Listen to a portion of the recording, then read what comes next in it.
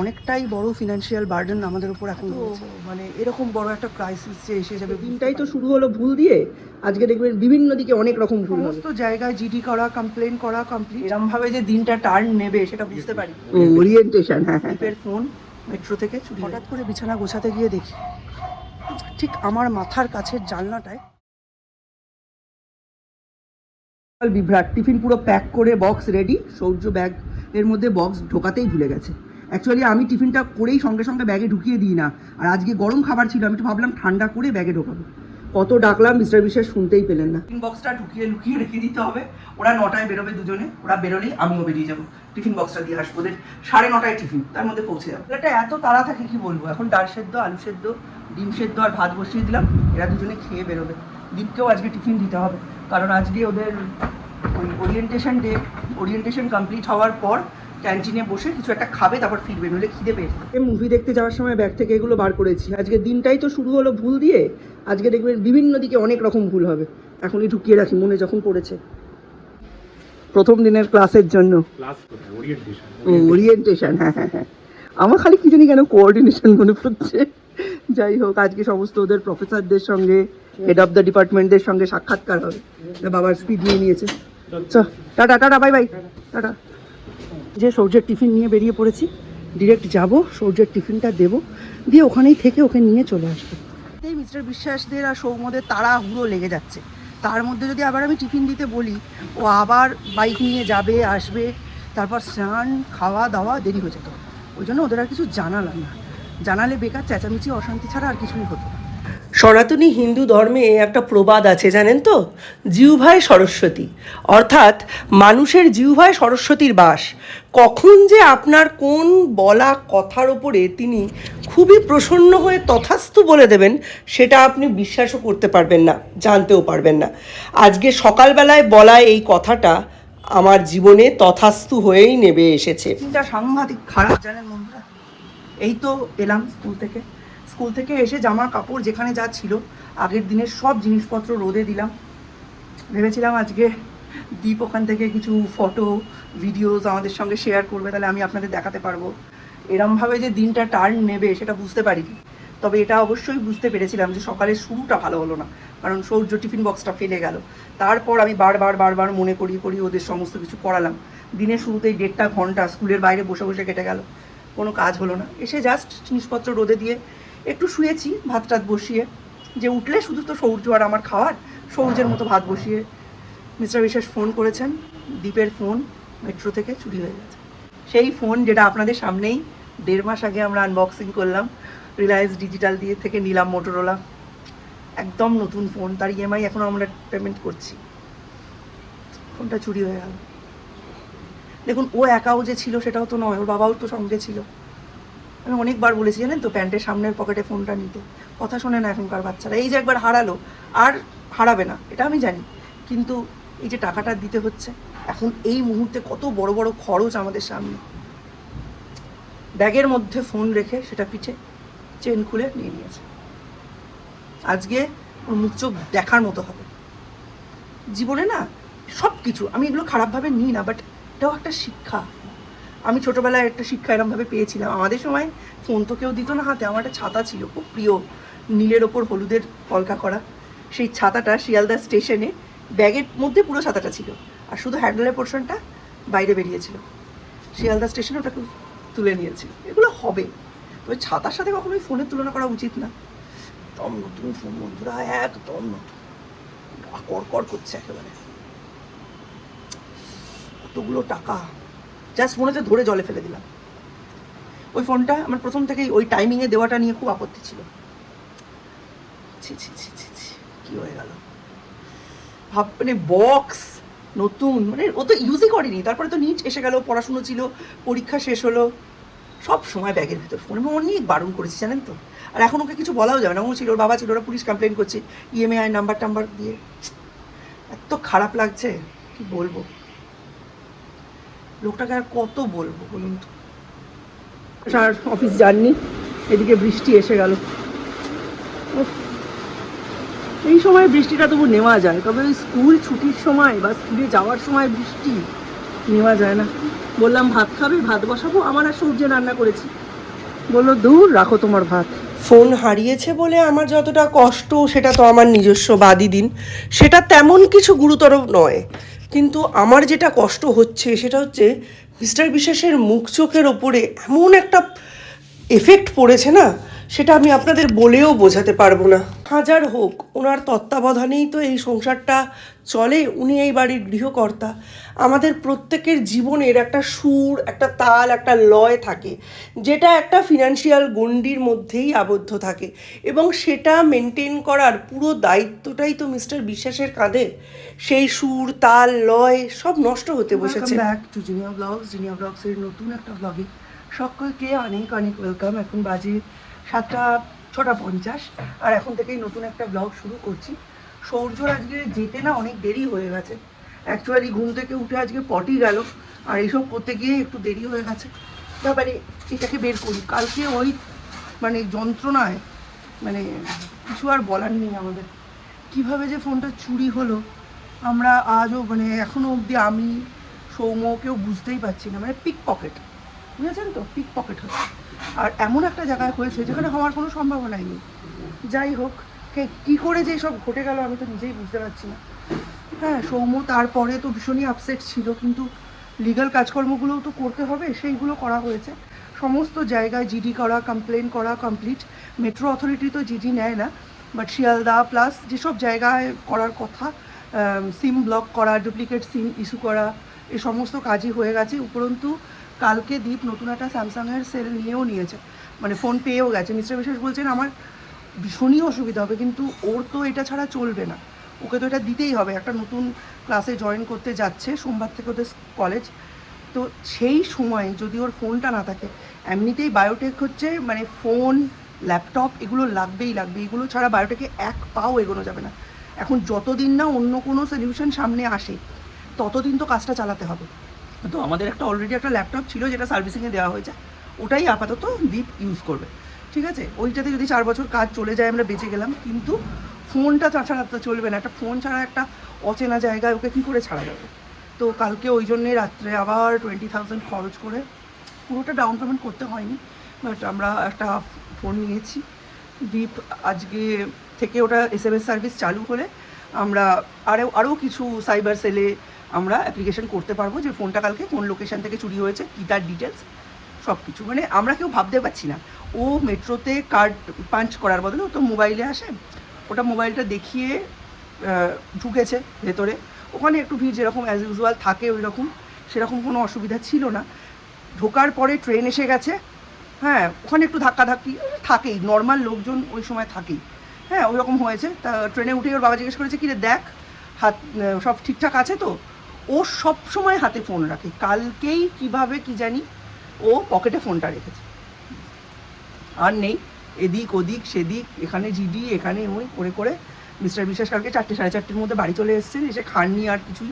ওই যেটা টিফিনে দিয়েছিলাম ওটাই দেখলাম বসে বসে খেলেন, খেয়ে টেয়ে আবার দীপকে নিয়ে বেরিয়ে গেছেন ফোন কিনতে। ফোন টোন কিনে এসে তারপর বাড়িতে এসে সবাই মোটামুটি একটু, তবে সারাক্ষণই খুব চুপচাপ, কারণ আমরা মুখে যাই বলি না কেন আসল চাপটা তো যার ওপর দিয়ে যায় সেই বলতে পারেন। সারাক্ষণই চুপচাপ ক্যালকুলেটিং কি হবে না হবে, কারণ অতগুলো আগের ফোনটার এখনও ইএমআই শোধ হয়নি, এখনও আমাদের 4 মাস আগের ফোনের ইএমআই বাকি, প্লাস তার উপরেই আরেকটা নতুন চাপলো, প্লাস এই সময়টা হচ্ছে সৌম্যর কলেজে ভর্তি, বিভিন্ন জায়গায় যাওয়া, সেখানে খরচাপাতি, যদিও রাজস্থানে হয়ে যায় সেখানে হোস্টেল লাইফ লিড করার জন্য যেসব জিনিসপত্র কেনা কাটি সব কিছু করতে হবে। যদি ওর MBBSটা হয়ে যায় সেখানেও একটু খরচাপাতির ব্যাপার আছে।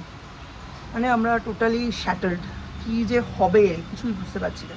আর শুধু তো সৌম্য রিলেটেড খরচা না, আমাদের নিজেদেরও একটা ফিক্সড লাইফস্টাইল আছে, সেটাকে কন্টিনিউ করা, সৌর্যকে কন্টিনিউ, খুব চাপ হয়ে যাচ্ছে।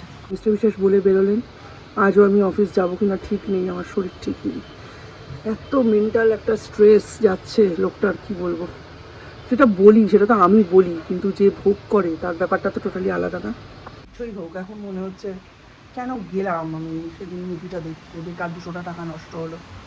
200 টাকা তো ঠিক না, ধরে নিলে এদিক ওদিক করে প্রায় 300 টাকা নষ্টই হলো। এত মানে এরকম বড় একটা ক্রাইসিস যে এসে যাবে বুঝতে পারিনি, যে এই যে হোটেলে যাওয়া হলো, খাওয়া দাওয়া হলো, 2,500 টাকা ওখানে গেল।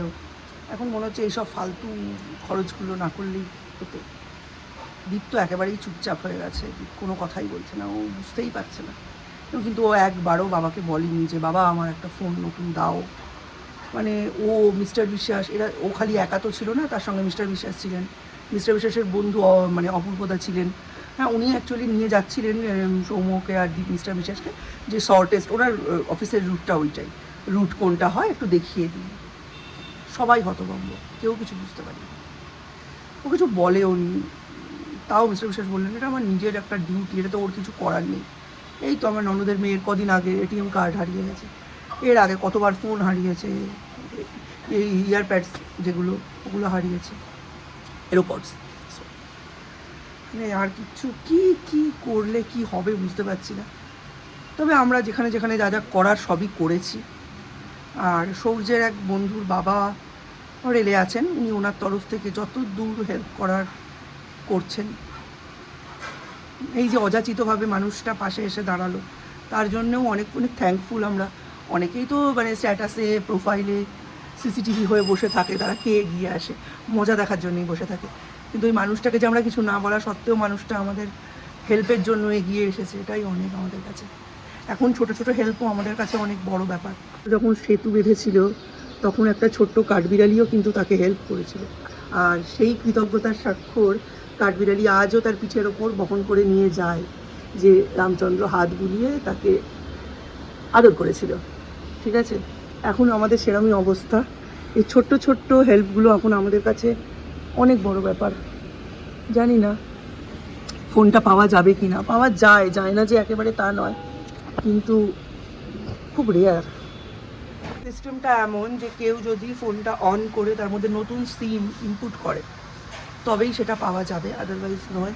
এবং এই ধরনের ক্ষেত্রে যারা চুরি করে, চুরি বলবো, পিকপকেট বলবো, কারণ হচ্ছে মিস্টার বিশ্বাস একটা সম্ভাবনা বলছিলেন যে হয়তো সৌম্য পকেটে ঢোকাতে গিয়ে পাশে পড়ে গেছে, তা সেটা হলে তার পর মুহূর্তেই যখন কল করা হতো সেটা সুইচ অফ বলতো না, পিকপকেট বলেই তুলে নিয়েই সুইচটা অফ করে দিয়েছে। তো যাই হোক, সেটা যদি হয় সেক্ষেত্রে আমরা খবর পাবো। আর এই ধরনের ক্ষেত্রে যেটা হয়, ওরা অনই করে না, পার্টসগুলো খুলে বেঁচে দেয় অথবা ফুল সেটটা বেঁচে দেয়। চাপ এসব তাড়াহুড়ো, এটা রোদে দেওয়ার কথাই ভুলে গেছি। ঘরে এক ফোঁটা আলু নেই, মানে রান্না করতে চেয়েও রাত্রের দিকে করতে পারছিলাম না, যা করেছি সবই আলু ছাড়া করেছি। দীপ আজকে নেই বাড়িতে।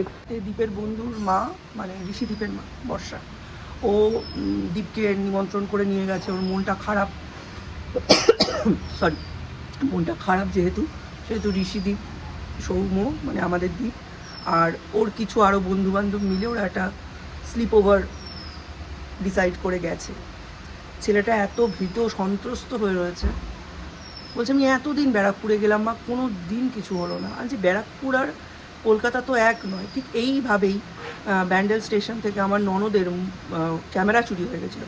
ও এত ভিড়ে ওকে ঠেসে ধরেছে, ও বুঝতে পারছে ওর ব্যাগের ভেতর হাত ঢুকিয়ে কেউ ক্যামেরাটা তুলে নিচ্ছে, কিন্তু ও প্রোটেক্ট করতে পারছে না। আমাদের কারোরই মন মেজাজ ভালো নেই, তবে আমাদের মুখের ভালো নেই, কিন্তু টাকা পয়সাটা যাকে ব্যবস্থা করতে হবে তার অবস্থা আরও সঙ্গী। জানি না ওকে কী করে আমি মেন্টালি কাম করবো, আমি কিছু হিসাবই পাচ্ছি এই মুহূর্তে। আমি অনেক কিছুই বলছি না, কারণ প্রচণ্ড টেনশনের মধ্যে আছেন, শুয়ে রয়েছে, একটা দিকে চোখ স্থির, চুপচাপ ভাবছে, ক্যালকুলেট করছে, কারণ অনেকটাই বড় ফিনান্সিয়াল বার্ডেন আমাদের উপর এখন রয়েছে। সামনে অনেক বড় পথ, সামনে 6টা মাস আমাদের খুবই সাবধানে চলতে হবে। আমি আজকে ওপরে দোতলায় হঠাৎ করে বিছানা গোছাতে গিয়ে দেখি ঠিক আমার মাথার কাছের জানলাটায়, কাচের জানলা, বিশাল বড় একটা ক্র্যাক মানে টানতে গিয়ে জানলা বন্ধ হতে গিয়ে ফেটেছে এমন নয়, হ্যামার করা হয়েছে ওটাতে। একটা জায়গায় হ্যামার হওয়াতে চারিদিক চুরচুর হয়ে ভেঙে কাঁচটা আটকে আছে, ঝনঝন করে খালি ভেঙে পড়েনি। এবং এটা হয়েছে লাস্ট 1 উইকের মধ্যে। আমি প্রত্যেক সপ্তাহে একদিন করেই ওই মাথার কাছে জানলাটা খুলি, তার কারণ হচ্ছে ওই মাথার কাছে জানলাটা দিয়েই 2012-তে আমার ফোন চুরি হয়েছিল। হ্যাঁ, ওই জন্য আমরা মাথার কাছে যেহেতু ফোনটা নিয়ে শুই, ওই জানলাটা বন্ধ থাকে। ওই জানলাটা পুরো শুধু ঝরে পড়েনি কাঁচটা, পুরো জানলাটা চুরমাচুর হয়ে ফাটা। সেটা লাস্ট উইকে আমরা যখন দেখেছি, আমি খুলেছি তখন আমি দেখিনি। তার মানে 1 সপ্তাহের মধ্যে অ্যাটেম্পটা হয়েছে। আর ওই ঘরে যেহেতু এসি চলে, ওই ঘরের ভেতরে জানলাটা খুব একটা খোলা হয় না, মাথার কাছে জানলাটা তো একদমই খোলা হয় না, কারণ দুপুরেও মাঝে মাঝে এরকম হয় আমরা মাথার কাছে জানলাটা বন্ধ যেহেতু থাকে, মাথার কাছে ফোনটা রেখে আমরা ঘুমিয়ে পড়ি। কিন্তু এখনই ওনাকে ওই কথাটা বলা যাবে না, তাহলে আমার স্কুলে যেতে দেরি হয়ে যাবে, স্কুল থেকে ফিরে দেখাবো। খেয়াল করে দেখবেন বন্ধুরা, মাঝে মাঝে এরকম সময় আসে যখন বিপদ একা আসে না, সবাইকে সঙ্গে করে নিয়ে আসে। আজকে আমাদের জীবনের এমনই একটা কালো দিন, যে দিনটা খুব সুন্দর করে আপনাদের সঙ্গে শেয়ার করার আমাদের ইচ্ছে ছিল, কিন্তু ওই যে হলো না। কত আশা করেছিলাম সৌম্যর কাছ থেকে পাওয়া বিভিন্ন ভিডিওস, ফটোস, ওরিয়েন্টেশন প্রোগ্রামের আপনাদের সঙ্গে শেয়ার করব। ছেলেটা ওরিয়েন্টেশন প্রোগ্রামে সেরমভাবে মনোনিবেশই করতে পারলো না, তার মাথায় খালি একটাই ঘুরছে, কি করে হলো, কীভাবে হলো। কালকে ওই জন্যেই আমি আর ব্লগটা এন্ড করতে পারিনি, কারণ বাড়ির অবস্থা খুবই খারাপ। ওদের যে মুখের সামনে ক্যামেরা ধরে বলবো যে কিভাবে হলো, তোরা কি কি স্টেপস নিলি বা কি ভাবছিস, সেটার মানসিক শক্তি অবধি আমার নেই, কারণ সব সময় সব পরিস্থিতি ব্লগিং কিন্তু পারমিট করে না। চলো এইবারে খাটে উঠে যাও, সাইডের জানলাটা দেখো ফেটে গেছে, তোমার মনে হচ্ছে? জানলাটা হালকা করে একটু খোলার দিকে দেখো, দেখো একটা জায়গায় হ্যামার দিয়ে মনে হচ্ছে পুরো মেরেছে, সেই জায়গা থেকে চারিদিকে ফাটতে আরম্ভ করেছে, তাই এই রকম একটা ক্র্যাক, তার মানে এই জায়গাটাতেই আঘাতটা করা হয়েছিল। তারপর যখন দেখছে ডিরেক্টলি এখান থেকে বড় করে ভেঙে পড়লো না, এটা পুরোটাই ফেটে যাচ্ছে, চরচর চরচর করে শব্দ হচ্ছে, কাঁচ ভেঙে পড়ে যাবে, তখন ওরা বন্ধ করে দিয়েছে। এটাই 1 সপ্তাহের মধ্যেই হয়েছে, এর আগে পরে হতেই পারে না, একদম গ্যারেন্টি। যাই হোক বন্ধুরা, এখন তো আর কোনো উপায় নেই। ঠিক এই মুহূর্তে আমাদের যা ফিনান্সিয়াল কন্ডিশন, আমরা আর এক্সট্রা কোনো বার্ডেন নিতে পারবো না, নইলে এখানে আমরা উডেন বা অ্যালুমিনিয়াম একটা ফ্রেম বসিয়েই নিতাম। এটা কয়েক মাস পরে আমাদের কমপ্লিট করতে হবে, কারণ এই জানলাটা আমরা আর ব্যবহার করতে পারবো না, এটা আমরা বুঝতে পেরেছি। যাই হোক, আজকের ব্লগটায় আর ইম্পর্ট্যান্ট সেরকম কিছু নেই, এমনিতেই এটা 2 দিন ধরে চলছে, বেশ লেন্দি হয়ে গেছে, আর দেখানোর মতো সেরকম কিছু না থাকলে আপনার বা আমার সময় নষ্ট করাটা আমার অভিপ্রায় নয়। নতুন ব্লগে আবার আপনাদের সঙ্গে দেখা হবে, আশা করি সাথে থাকবেন। Tata, bye bye, have a nice day, খুব ভালো থাকবেন।